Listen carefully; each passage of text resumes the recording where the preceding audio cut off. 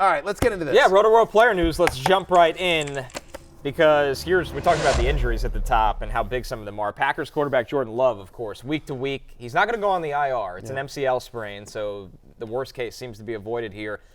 Malik Willis will start, assuming Jordan Love can't. Malik Willis just got there, by the way. Okay, so can I ask you something? Like, do they hate Sean Clifford? Because I felt like I actually had Sean Clifford in a dynasty league, and I gave him up because it looked like, oh, he's not going anywhere. But it feels I actually gave him up for Jordan Mason. Long story, but what I was going to say is this is like a year ago. I dropped Clifford and picked up Mason. It's like one of the Mega Millions. Yeah, 1,000%. But my question is like, because I thought Clifford looked pretty good in the preseason last year and won the backup job. And now they're like, we traded for this guy that was a washout in Tennessee, and we're immediately 2 weeks in saying, like, actually, he's the starter, not Jordan Love. The situation's really weird because it feels like it came full circle. They drafted him in the top 150, which was a shock. By the way, Arif Hassan, he does a really good job putting together this thing called the consensus board. He takes every draft analyst in the industry and really merges our rankings together. Sean Clifford, he tweeted that year, was 414th on the expanded consensus board, because not every analyst goes beyond 200 or whatever, 300, 414th. So when the Packers took him, this is one of the most shocking top 200 picks in the NFL draft history. Then he was okay as a rookie that summer. Everybody was like, hey, maybe it's just the Packers. They just get it right every time at quarterback. And then it seems like things really fell apart between him and Michael Pratt this summer, where they trade for Malik Willis, and now they're thrusting Malik Willis into this role. So how we got here was a full roundabout way.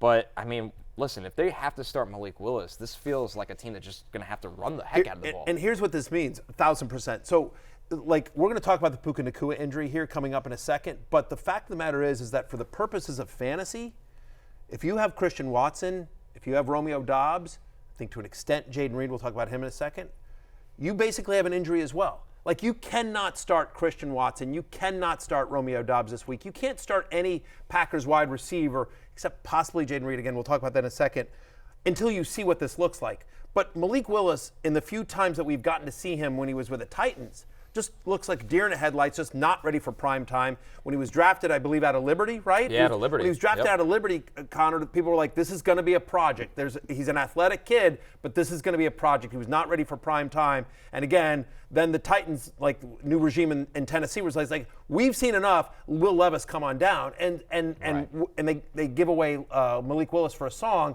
Now he's starting. So in essence, basically, even though it was Love that was injured, not Watson or Dobbs, I believe it's the same as if those guys are injured, because you cannot start them until we see some signs of life from Malik Willis, unfortunately. I do think what happens here is the Packers go incredibly run-heavy. I think, obviously, Josh Jacobs gets an uptick in value.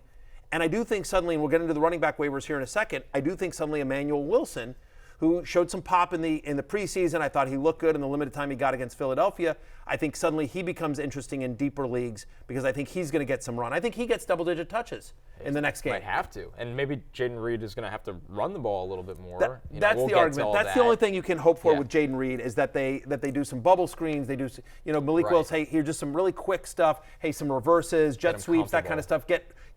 Find different ways to get the ball into Jaden Reed's hand that aren't always dependent on Malik Willis, and just also he's going to run some slot stuff, so maybe Willis can just do some quick slant stuff. And like, Reed might be okay.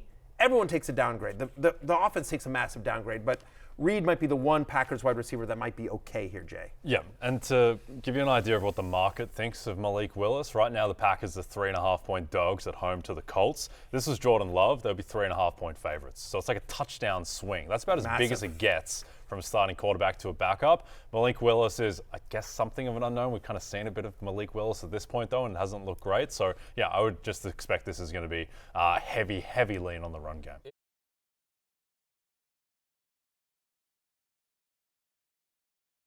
Hey, it's Matthew Berry from NBCSports.com and Rotoworld.com, and I want to thank you so much for watching whatever it is you just watched, or if nothing else, being too lazy to click out of the autoplay after this video started, after whatever it is you actually wanted to watch finished.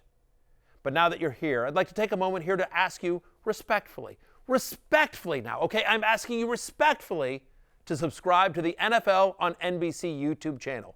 You'll get the latest Roto-World fantasy news headlines, all sorts of great shows, including my own Fantasy Football Happy Hour. So go subscribe now. Again, I'm asking respectfully.